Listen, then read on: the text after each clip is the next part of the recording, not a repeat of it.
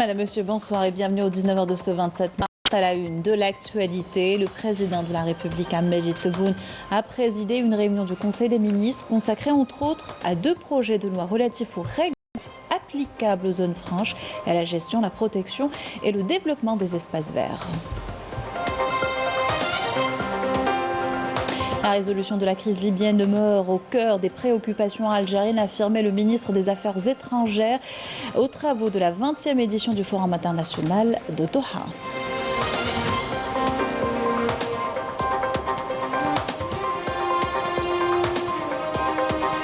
À suivre dans ce journal, de graves aveux et déclarations choquantes livrées aux enquêteurs de la DGSN par le détenu Mohamed Ben Halima, membre de l'organisation terroriste Al-Achad, sur ses plans abjects contre l'Algérie.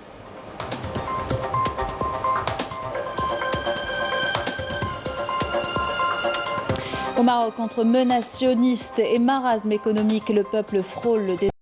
La contestation qui ne faiblit pas est violemment réprimée par les forces du Marzen. Le point dans ce journal.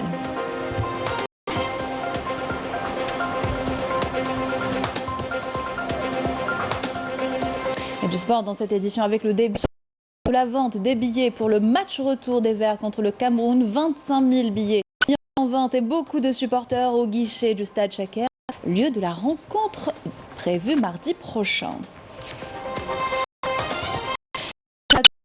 Heureuse de vous retrouver, je vous le disais en titre, le président de la République, chef suprême des forces armées, ministre de la Défense nationale, Abdelmadjid Tebboune a présidé aujourd'hui une réunion du Conseil des ministres consacrée à deux projets de loi relatifs aux règles applicables aux zones franches et à la gestion, à la protection et au développement des espaces verts, ainsi qu'à des exposés sur la promotion de la stratégie industrie électrique, le diagnostic relatif à l'eau potable dans les wilayas d'Alger, Oran et Constantine et la ville nouvelle de Boukzoul. Après avoir écouté l'exposé du Premier ministre concernant le bilan relatif aux activités du gouvernement durant les 2 dernières semaines, le médiateur de la République a présenté son rapport périodique sur l'évolution de la situation des projets d'investissement bloqués durant les dernières semaines. Il a été ainsi décidé la levée du gel sur 813 projets d'investissement sur 915 projets recensés, soit une augmentation de 39 projets comparativement à la situation précédente. De ce fait, 11% des projets en suspens sont toujours en cours d'étude. L'entrée en exploitation de 545 autres projets, soit 57 nouveaux projets depuis le dernier Conseil des ministres, où 497 projets ont été lancés. Ce qui a permis la création de 2169 nouveaux postes d'emploi dans les différents secteurs. La levée du gel sur les projets a permis de porter le nombre de postes d'emploi créés à 32 302 avec comme objectif d'atteindre 50 071 postes d'emploi avec l'entrée en activité de l'ensemble des projets recensés. Suite à cette le président de la République a donné les instructions et les orientations suivantes concernant la détermination des règles appliquées dans les zones libres. Le projet de loi comporte une rupture totale et définitive avec toutes les contradictions et les pratiques qu'avait connues l'Algérie par le passé pour réussir le passage vers une nouvelle étape économique et une nouvelle ère de développement radical. Fournir toutes les conditions organisationnel et encadrement pour les différentes activités en considération que ce domaine présente une nouvelle ère dans les échanges, notamment avec l'environnement africain et ses marchés. Accorder une extrême importance à la lutte contre la contrebande pour préserver nos capacités économiques dans un contexte mondial qui connaît des perturbations sans précédent. L'accent sur la prévention et la veille quant à l'application rigoureuse des mesures interdisant l'exportation des matières alimentaires de base. Puis concernant l'exposé lié aux industries électriques, le président a ordonné d'intégrer le produit local dans tous les marchés, notamment ceux conclus avec les étrangers, et a instruit le ministre de l'Énergie à l'effet d'inspecter et de répertorier toutes les importations de l'Azonalgaz en procédant dans l'immédiat à l'interdiction de l'importation de tous les produits fabriqués localement tels que les transformateurs, les générateurs et les câbles électriques en vue d'encourager l'investissement algérien. Le président a également instruit les ministres ministre des secteurs de l'industrie, du commerce et de l'enseignement supérieur a œuvré en coordination pour la création de laboratoires de contrôle de qualité et de conformité des équipements électroménagers importés, énergivores et à l'origine d'accidents domestiques graves. Le président a salué l'initiative de regrouper tous les opérateurs économiques activant dans le secteur de l'industrie électrique, les invitant à organiser un salon professionnel dédié à ce secteur après adoption par le Conseil des ministres du projet relatif à la gestion et à la valorisation des espaces verts. Le président a donné des orientations au ministre de l'Habitat suite à un exposé sur la ville nouvelle de Boukzoul, où il a affirmé que la réalisation d'une infrastructure dans cette ville nécessite une étude approfondie et une vision urbanistique futuriste pour une exploitation optimale de cette ville nouvelle.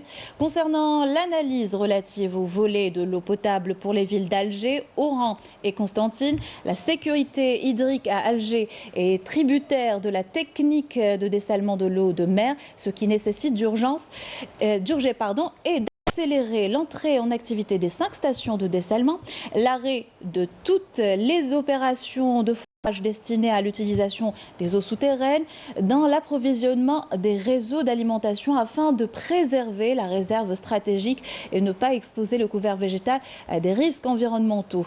L'impératif de rationaliser la gestion des eaux des barrages afin de préserver l'équilibre de distribution entre les wilayas. Et le Conseil des ministres a conclu ses travaux par l'adoption de décisions portant nomination et fin de fonction à des postes supérieurs de l'État. Fin du communiqué du Conseil des ministres.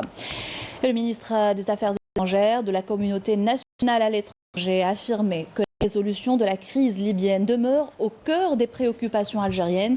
Lamtan Lamamra s'exprimait aux travaux de la 20e édition du Forum international de Doha, où il a déclaré que les élections ne devraient pas être une fin en soi. Lors d'une séance sous le thème « Construire la stabilité en Libye », le ministre est revenu sur le cessez-le-feu et l'importance de son maintien, étant l'un des plus importants acquis des 2 dernières années. Lamtan Lamamra la volonté de l'Algérie à réaliser la réconciliation nationale en Libye de façon à s'unir et oublier les différends.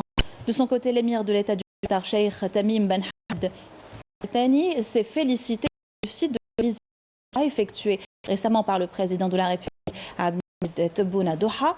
C'était lors d'une réception en l'honneur des chefs de délégation participants au forum. La direction générale de la Sûreté nationale a diffusé les aveux et déclarations choquantes et graves livrées aux enquêteurs par le détenu Mohamed Ben Halima de l'organisation terroriste Rachad sur les plans abjects de cette organisation contre l'Algérie et les enfants du peuple dévoyant. Voici un extrait.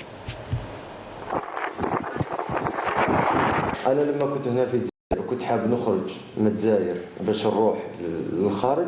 تواصلت مع محمد عبد الله. محمد عبد الله كان في تواصل مع زيطوط قال لعبد الله، قال له قول له ما يخرجش لانه نسحقوه باش يقعد تما كاينه في الجزائر باش يستخدمني، باش نعطيه زعما المعلومات، نقعد في وزاره الدفاع ونقعد نعطيه في المعلومات. وكانت في فتره تاع حراك وكلش. محمد العربي زيطوط هذا عنده استراتيجيه، كل واحد واش يعطيه. مثلا انا يعطيني نهضر على الجيش ونهضر على الشرطه، عبد الله يهضر على الدرك ويهضر على مؤسسات جزائريه اخرى. هو يتكلم مثلا على الرؤساء مثلا باش يبان دبلوماسيه.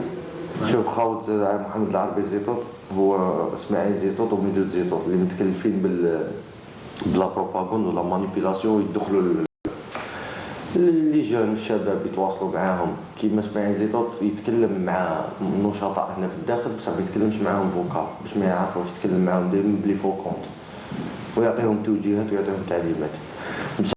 ما يدوش تعليمات مباشره من رئيساتهم اللي فيديروا تاعهم، ما يديرهمش وحدهم. خوهم الكبير هو اللي يعطيهم اللي فيديروا تاعهم، هو ما يديش لا ديسيزيون وحده، هو يديها مع مراد دينا.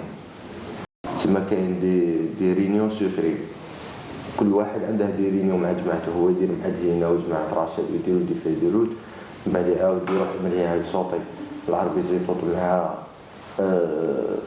مع اسماعيل زيطوط وميدود زيطوط واسير الشهود ووحيد وزوجة محمد عبد الله وكلش دايرين هذا الكلون.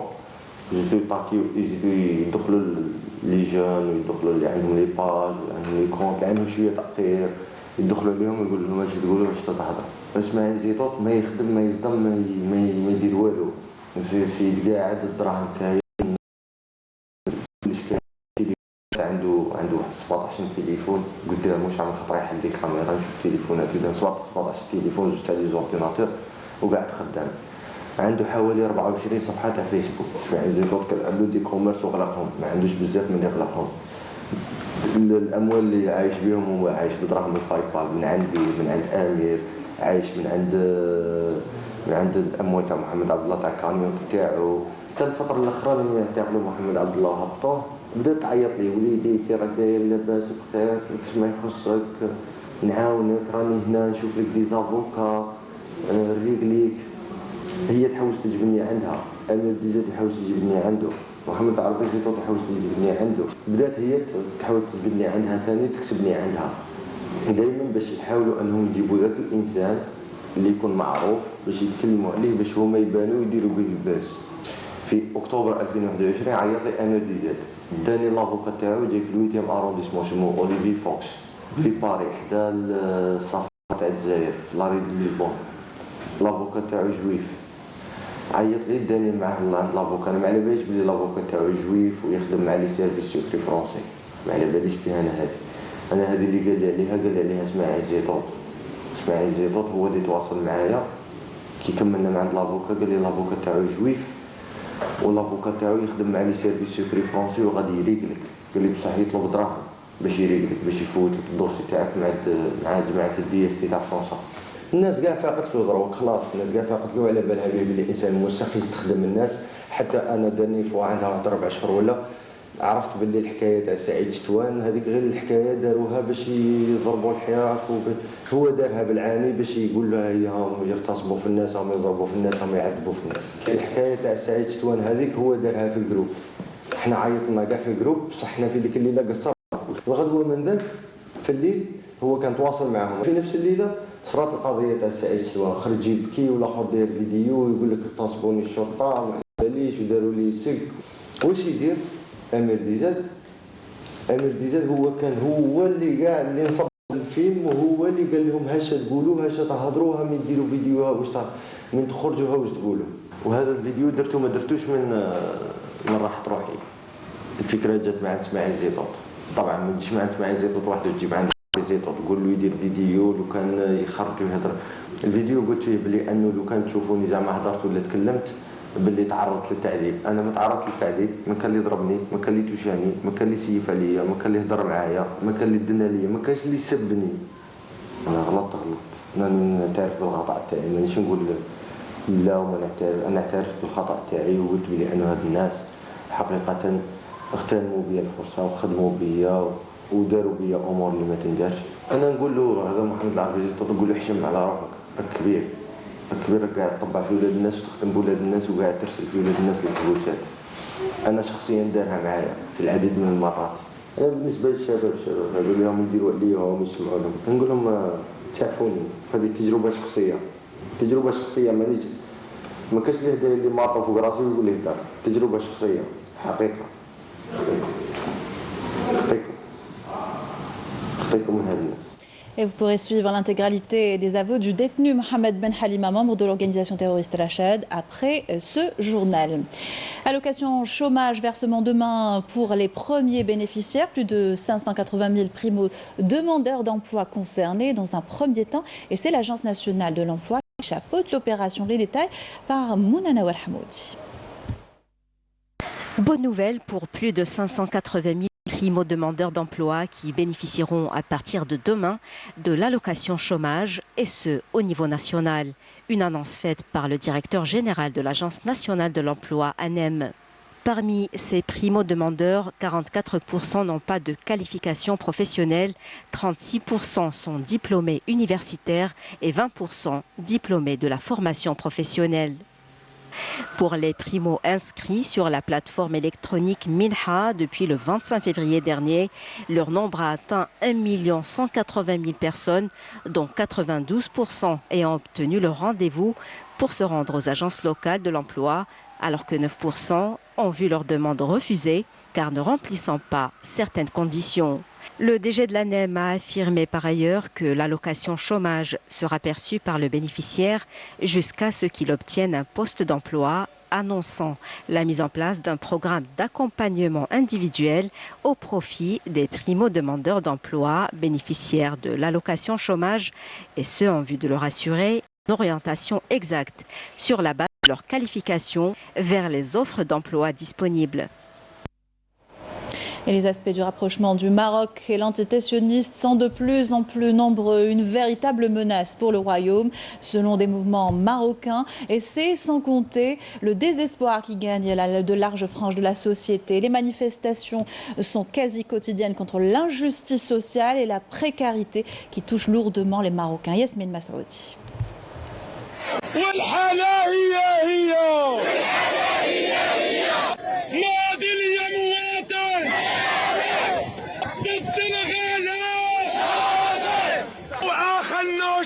Ignorant les droits légitimes et les revendications de son peuple, Rabat continue de faire la sourde oreille en enchaînant les rencontres et les accords avec l'antisionisme pour servir ses propres intérêts.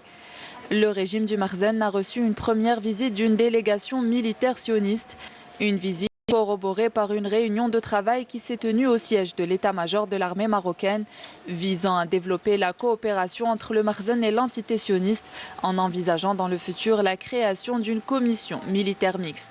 Le régime marocain affiche ainsi clairement sa démarche de soumission à la volonté du sionisme et ses plans néocolonialistes qui visent à la déstabilisation de la région de l'Afrique du Nord.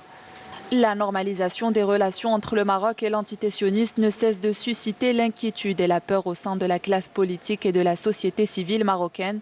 Selon le responsable des relations extérieures du mouvement marocain Al-Adl wal-Ihsan, l'accélération du rythme de la normalisation entre le Maroc et l'entité sioniste est une véritable menace pour le royaume, en raison des dimensions dangereuses qu'elle a prises, entre autres les tentatives persistantes d'inculquer la pensée et la culture sioniste au sein de la société marocaine pour oblitérer son identité. Les déclarations et les dénonciations à l'égard du Makhzen se succèdent, notamment sur les dérives et les trahisons qui se font sur le dos du peuple marocain, qui refuse ouvertement cette situation imposée par la force et la répression. Un mot de sport, football, début ce matin de la vente des billets pour le match retour de l'équipe nationale contre le Cameroun. 25 000 billets ont été mis en vente avec un maximum de 2 par personne, sous condition d'être munis d'un pass sanitaire et de la pièce d'identité. Les supporters étaient nombreux dès l'ouverture des guichets au stade Mustapha Tchaker, lieu de la rencontre prévue mardi prochain. Match comptant pour les éliminatoires de la Coupe du Monde Qatari. Pour rappel, les supporters ayant fait le déplacement pour le match aller à Douala pourront assister à la prochaine rencontre d'office et gratuitement sur présentation du billet d'avion, bien sûr. Avec ceci, nous arrivons à la fin de notre journal. Merci de l'avoir suivi et excellente soirée sur Canal Algérie.